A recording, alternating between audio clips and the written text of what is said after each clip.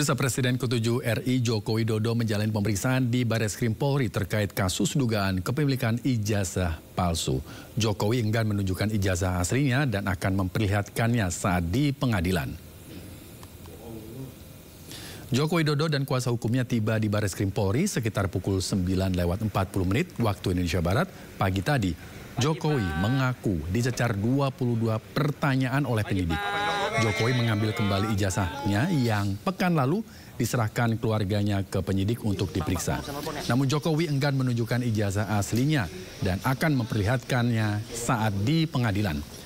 Adapun pemeriksaan hari ini merupakan tindak lanjut atas aduan yang dilayangkan sejumlah pihak yang tergabung dalam tim pembela ulama dan aktivis.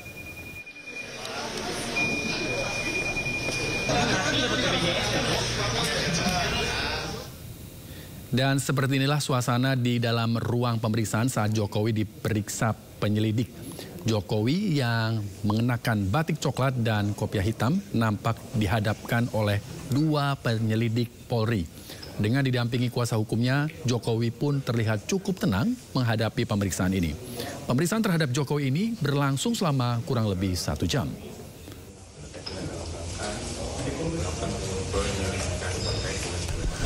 Dari Bareskrim untuk memberikan keterangan atas aduan dari masyarakat kepada Bareskrim, dan saya memenuhi undangan itu.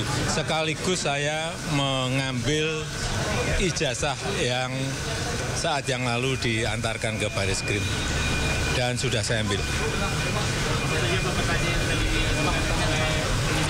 Ada 22 pertanyaan yang tadi disampaikan, ya sekitar ijazah dari SD, SMP, SMA, sampai universitas, juga yang berkaitan dengan skripsi, dengan kegiatan saat mahasiswa saya di sekitar itu. Ya. Pak, itu kan tadi sekalian ambil ijazah, apakah artinya proses uji lapornya sudah selesai dilakukan atau seperti? Ya, nanti ditanyakan ke Bareskrim. Boleh ditunjukkan mungkin Pak ijazahnya? Apanya? Ijazah nanti akan kami buka pada saat diminta oleh pengadilan, oleh hakim. Pak, ini kan tapi di pemeriksaan hari ini sebagai terlapor, nah dari Pak Jokowi sendiri melihatnya sudah melaporkan di Polda sebagai pelapor. Ya nggak apa-apa. Saya datang kalau diundang untuk baik diperiksa, untuk dimintai keterangan, ya saya datang. Pak, ada tanggapan nggak Pak soal Pak Budi Adi bisa Enggak, yang berkaitan dengan ini aja. Pak, ini terkait sebelumnya dari Ibu Ketum PDIP sempat menyebut kalau misalkan memang ijazahnya asli itu tinggal ditunjukkan aja, nggak perlu sampai repot-repot seperti ini. Mungkin bisa ada tanggapan Pak Jokowi? Saya itu sebetulnya sedih. Kalau proses hukum mengenai ijazah ini maju lagi ke tahapan berikutnya.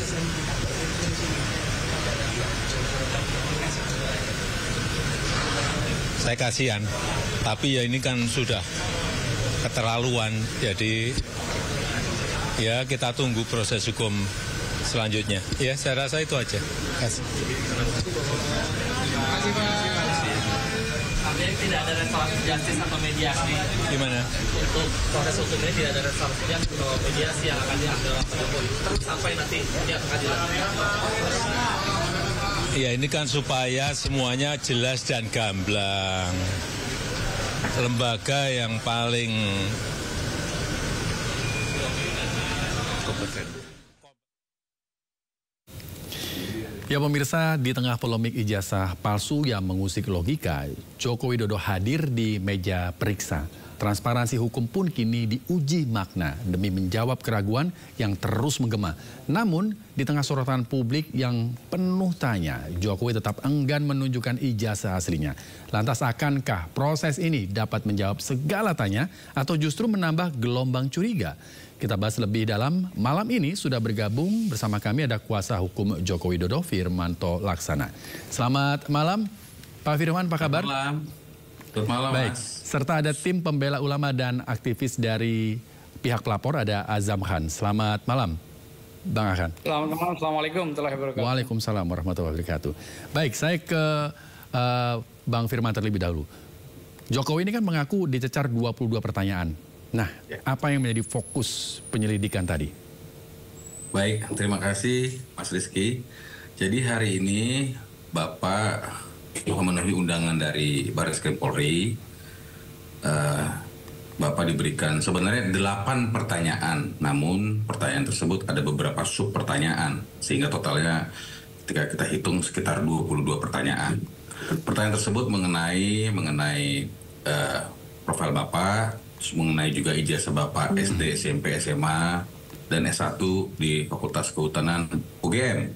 Kemudian penggunaan ijazah yang sudah dilakukan pada saat menjadi wali kota, kemudian menjadi gubernur dan presiden Republik Indonesia. Dan juga mengenai proses perkuliahan dari mulai beliau masuk, kemudian mengikuti seluruh proses sampai dengan beliau lulus dan memiliki ijazah yang sudah diverifikasi juga oleh pihak UGM. Demikian, Mas Rizky. Baik, lama penyelidikan tadi berapa lama, Pak? Kurang lebih 1 jam ya, lebih Satu dari jam. 1 jam lah. Baik, 1 jam. Saya ke Bang Azam. Bang Azam, menurut Anda, apakah 22 pertanyaan bagi Jokowi dalam 1 jam ini sudah proper belum? Biasanya kan kalau orang diperiksa itu bisa setengah hari begitu.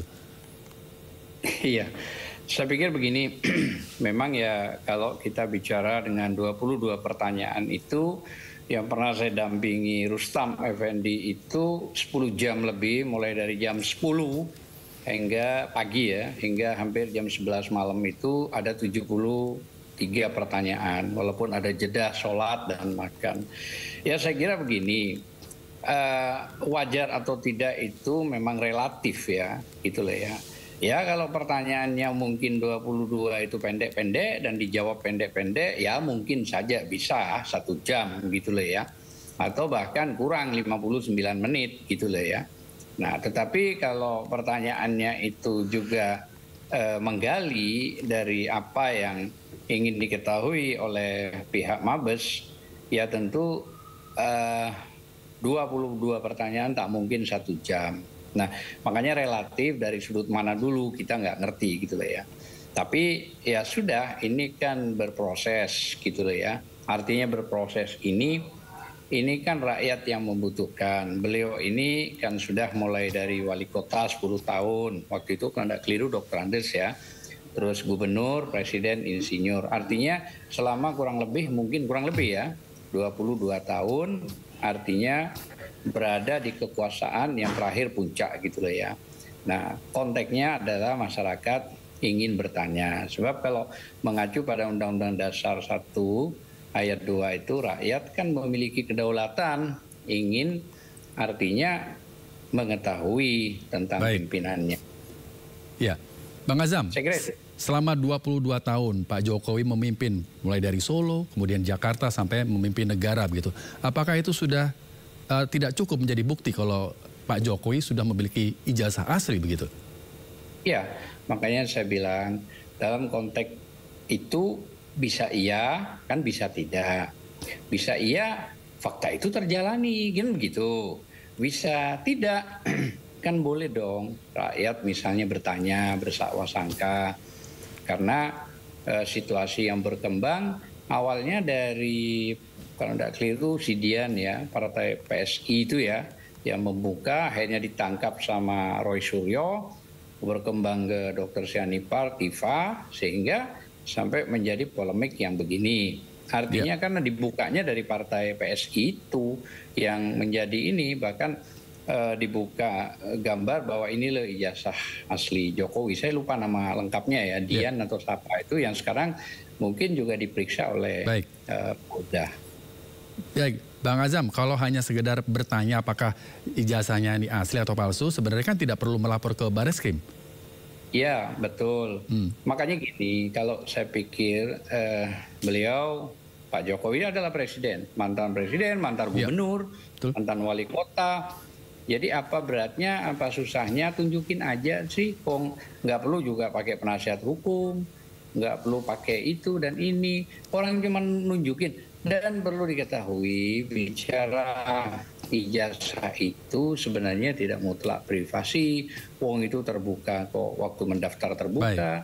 Pada saat juga misalnya di ini terbuka, skripsi KKN semua terbuka sampai pada batas wisuda pun ditonton, dipublikasikan, dimediakan, bahkan ada dokumentasinya. Jadi itu. Baik. Saya ke Pak Firman. Pak Firman, tadi tinggal tunjukin saja kalau perlu gitu, kalau bisa. Kenapa sampai harus menunggu di pengadilan begitu? Pak Firman, silakan. Jadi kan tidak ada yang bisa juga menjamin ya jika ditunjukkan akan seperti apa. Namun akhirnya Bapak sudah memilih untuk menggunakan proses hukum karena memang ada dugaan pencemaran nama baik dan fitnah seperti itu kan. Jadi seperti yang disampaikan beliau tadi, Pak Jokowi bersedia untuk memperlihatkan itu dalam proses hukum sehingga nantinya tentu dalam koridor-koridor yang baik dan tentunya sesuai dengan hukum. Demikian, Rizky. Baik ke Pak Firman lagi, apakah tim hukum Jokowi saat ini sudah menyiapkan bukti atau dokumen resmi sebagai bentuk untuk klarifikasi terhadap tuduhan tersebut? Ya, seperti yang sudah pernah kami sampaikan juga, jadi kami sudah mengumpulkan, mengkaji bukti-bukti yang sudah kami sampaikan. Juga hal-hal terkait juga termasuk ijazah asli Pak Jokowi. Sudah kami bawa, kita perlihatkan juga pada para penyelidik pada saat di Polda Metro Jaya. Dan kami sedang menunggu sekarang apa lagi yang dibutuhkan oleh pihak penyelidik dalam rangka menelusuri laporan atau pengaduan dari Bapak. Baik, Pak Firman, untuk hasil uji laboratorium forensik, apakah sudah ada informasi terkait itu hasilnya? Ya, tadi kan seperti kita ketahui Bapak datang atas undangan dari Bareskrim Polri, terus kemudian tadi siang juga sekitar jam 11 lebih juga diserah terimakan kembali ijazah Pak Jokowi yang sekitar tanggal 9 lalu diserahkan kepada pihak penyelidik Bareskrim. Dan mengenai bagaimana proses eksaminasi dan sebagainya memang tadi tidak ada dibicarakan. Jadi hanya disampaikan mengenai ditunjukkan ini ijazah Pak Jokowi apakah benar sebagainya dan dijawab. Demikian. Baik, ke Pak Firman lagi nih. Pak Firman, apakah ada motif politik di balik pengungkapan isu ijazah palsu ini sebenarnya? Menurut Anda bagaimana? Saya pikir ya karena kami adalah tim kuasa hukum ya. Namun sejauh ini tadi juga disampaikan, dipertanyakan tadi. Jadi sebenarnya kami melihatnya ini proses hukum biasa ya. Tidak ada terkait dengan hal-hal politik. Namun memang banyak orang yang mencoba menarasikan seperti itu. Tapi kami sama sekali tidak melihat ini adalah suatu hal politik. Dan memang akhirnya Bapak memilih proses hukum dalam rangka untuk menunjukkan bahwa saya, masyarakat, saya memiliki hak hukum, saya melaporkan atas dugaan-dugaan dan atau fitnah yang sudah mencemarkan nama baik Bapak. Demikian. Baik, kita akan menyaksikan terlebih dahulu. Usai laporan dilayangkan, proses hukum terkait kasus tudingan ijazah palsu milik Joko Widodo terus bergulir. Dan sejauh ini sudah ada 25 saksi yang diperiksa terkait kasus ini.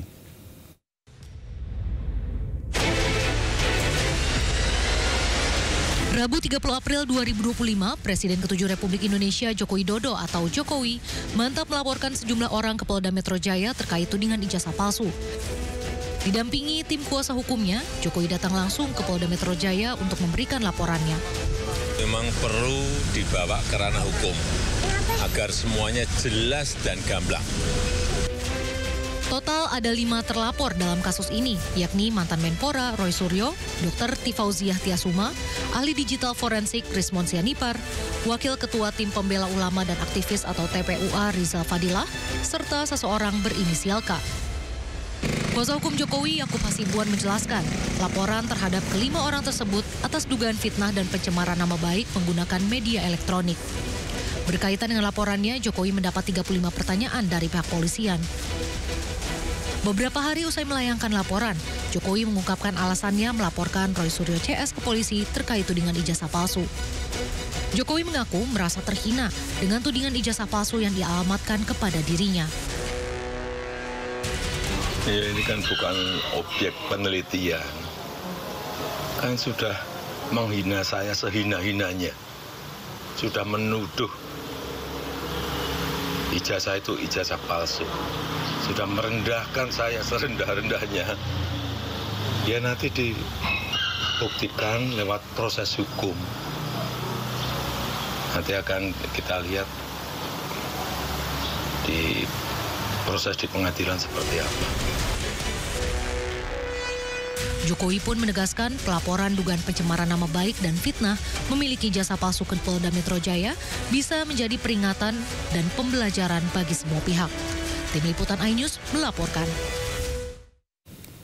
Baik, kami kembali akan berdialog bersama kedua narasumber kami dan saya akan ke Bang Azam. Bang Azam, apa tanggapannya terkait pelaporan Jokowi ke Mabes Polri?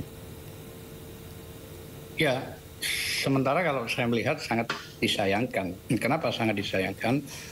Pertama, sebenarnya ini tidak perlu ada konflik, tidak perlu juga ada laporan, cukup diberitahukan, cukup dipanggil, cukup dikumpulkan, diberitahukan inilah ijazah saya, inilah hasil-hasilnya, inilah wisuda saya, ini KKN saya, ini waktu kita dapat ijazah, saya kira itu clear. Dan saya kira tidak berkembang kemana-mana. Ya. Namun kenapa ini perlu diinikan? Sebab di posisi rakyat itu yang memilih beliau gitu loh ya. Artinya rakyat memilih beliau, semualah ya rakyat termasuk Mas Firman juga rakyat kan. Walaupun punya profesi sebagai lawyer gitu loh ya. Tetapi kan ini penting buat apa sih? Artinya diributkan soal begini. Cukup dari awal dulu. Nah, kalau memang tadi yang disampaikan Pak Jokowi cukup di mana? Di pengadilan, padahal terjadi proses gugatan ijazah palsu. Dan pada saat itu terjadi waktu pertama penangkapan Gus Nur dan Bambang Tri, tapi tidak kunjung dihadapkan, tetapi hanya fotokopi itu yang diinikan terakhir gugat di ijazah palsu di PN Pusat, termasuk putusannya adalah NU. Ya, artinya katakan tidak punya wewenang Pengadilan Negeri Jakarta Pusat. Baik. Seharusnya kalau memang mau dibawa, berarti case close, kasus itu tertutup. Sudah selesai, maksud saya itu begitu. Harusnya demikian.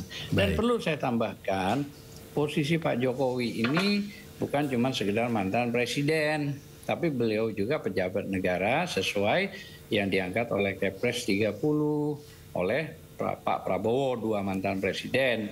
Dan di putusan MK 105 PUU 22 2024, pejabat, merintah, korporasi maupun kelompok orang atau manusia itu boleh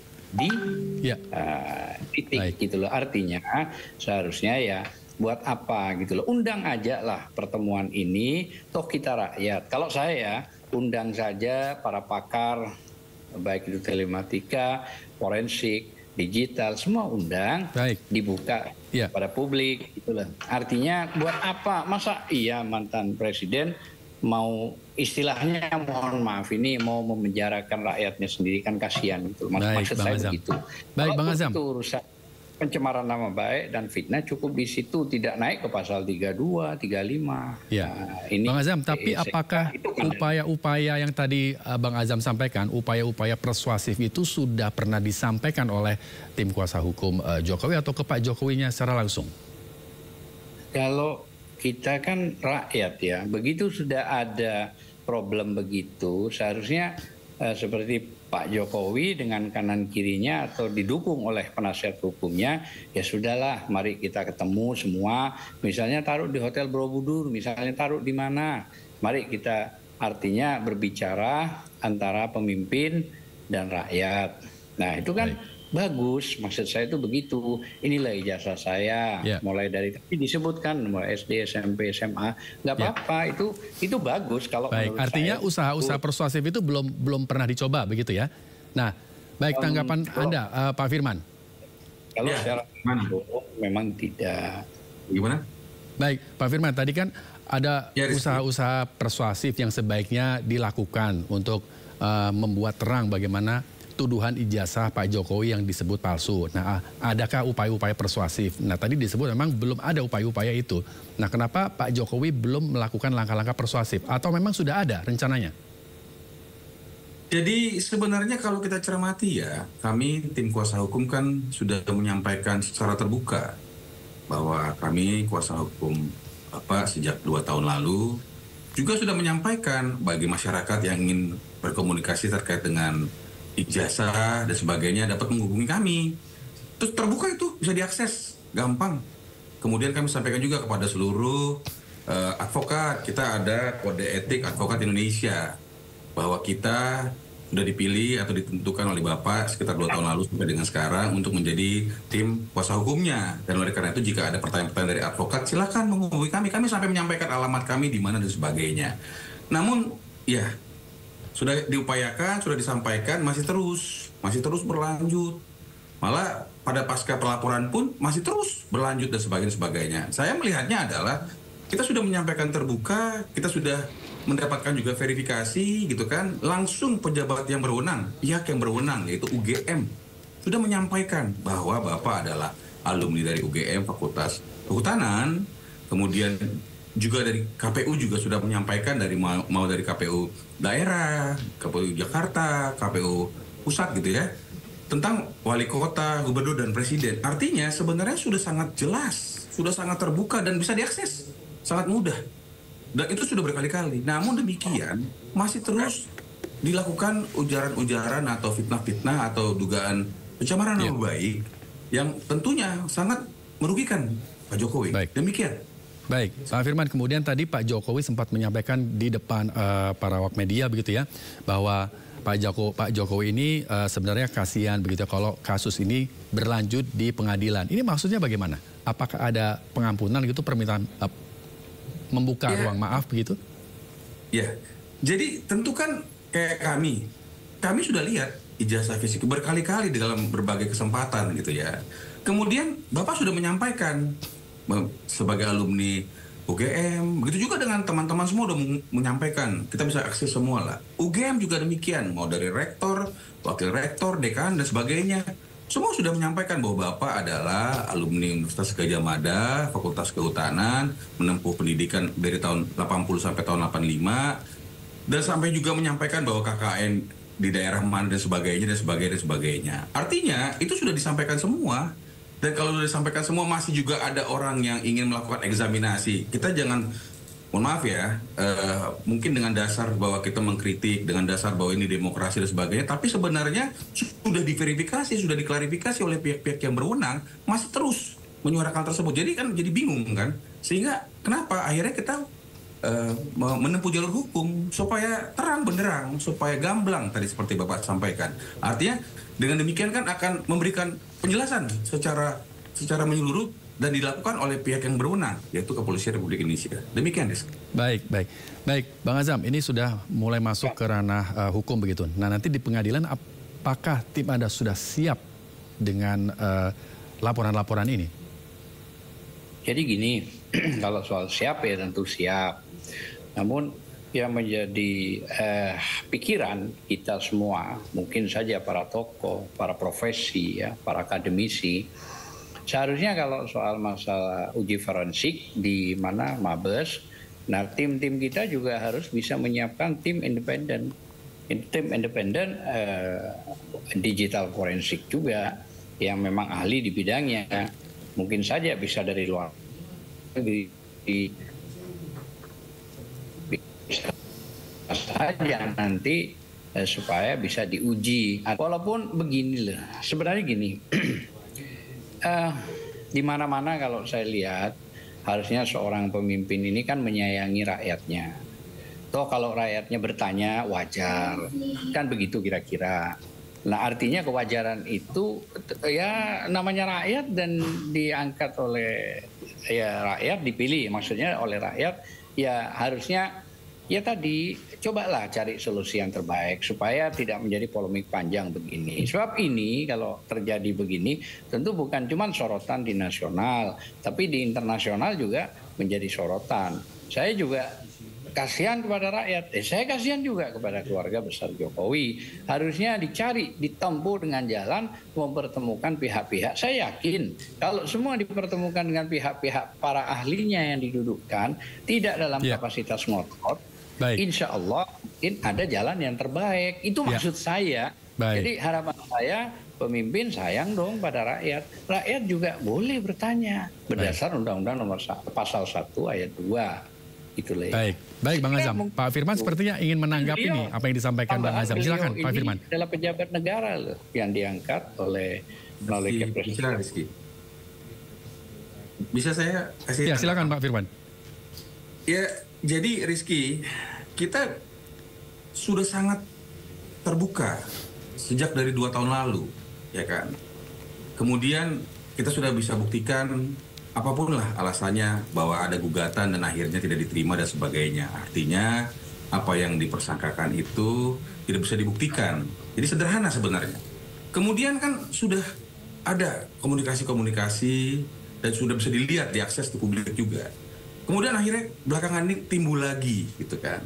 Tadi saya sampaikan bahwa ini sudah berkali-kali diajukan untuk silakan kalau ada yang mau melakukan apapun hubungi kami dan sebagainya. Secara terbuka loh, Rizky, tidak secara tertutup, tidak secara surat tertutup seperti itu. Sehingga apa yang saya sampaikan tadi, jangan sampai kita dalam rangka untuk dengan mengalaskan bahwa ini adalah proses kritik, bahwa ini adalah proses demokrasi, bahwa ini adalah proses assessment, penelitian, sehingga akhirnya kita masuk ke dalam adu argumentasi terbuka seperti ini. Kan tidak harus seperti ini. Yang malah kami sampaikan, kami telah memiliki bukti yang sangat cukup, sehingga akhirnya kami memberikan kepada Bapak, Pak ini loh bukti-buktinya. Karena Bapak menyampaikan kok saya namanya dicemarkan ya, kok saya sudah sejauh ini diam, tidak bergeming dan sebagainya, sudah menyampaikan juga, kok semua pihak sudah menyampaikan, yang berwenang sudah menyampaikan bahwa itu benar, bahwa Bapak alumni dan sebagainya, prosesnya juga benar gitu kan, kok masih terus ya. Dan itu kita sampaikan loh, dan kita benar-benar pada saat kita berikan kajian pun masih memikirkan, Bapak masih mengundurkan kurang lebih 1 minggu gitu.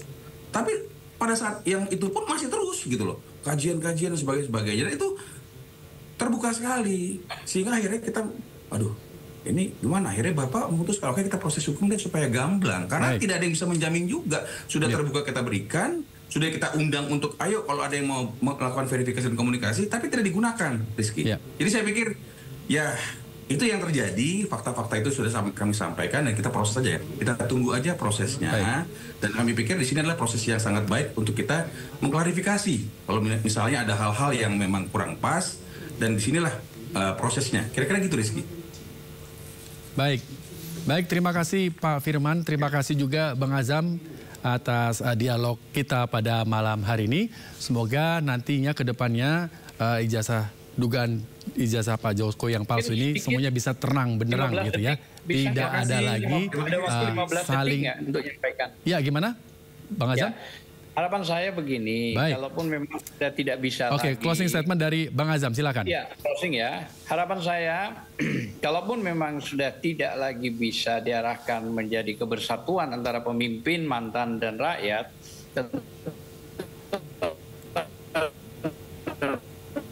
proses namanya hukum. Nah, proses hukum itu masih nama baik dan kalau memang itu, karena kan dua ini, apakah pencemaran nama baik atau fitnah.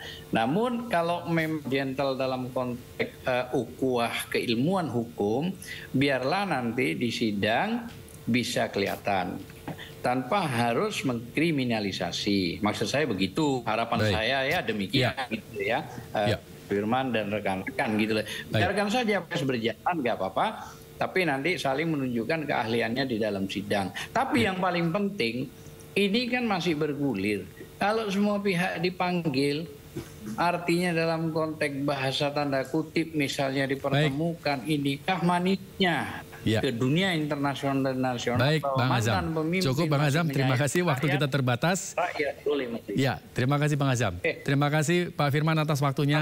Terima kasih sudah berdialog bersama kami. Terima kasih, dan Pak Rizky, Pak Azam. Baik, terima kasih. Dan pemirsa, kita ke informasi berikutnya. Pemirsa, akhir April lalu Jokowi melayangkan laporannya terkait tudingan ijazah palsu ke Polda Metro Jaya. Dan Jokowi menyampaikan alasan dirinya melaporkan Roy Suryo CS ke Polda Metro Jaya karena merasa dihina dan direndahkan.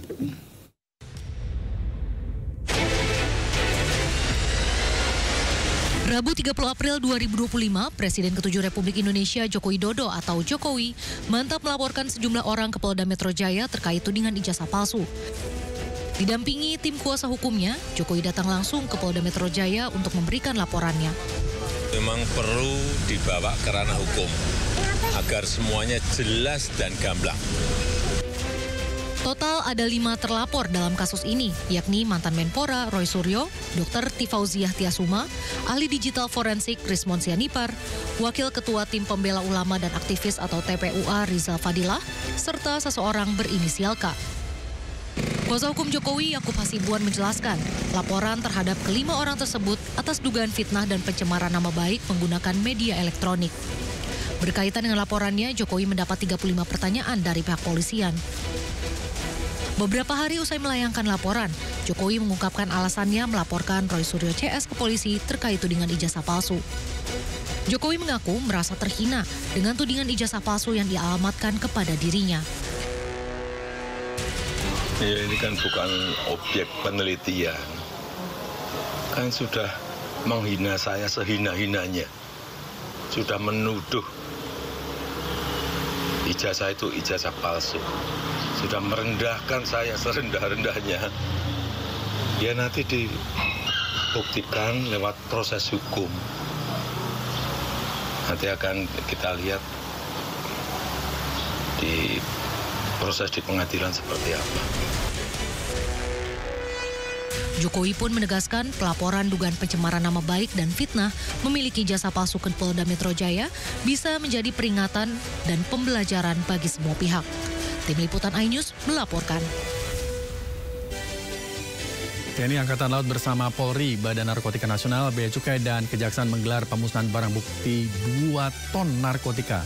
Informasi ini akan kami hadirkan. Tetaplah bersama Sindo Prime.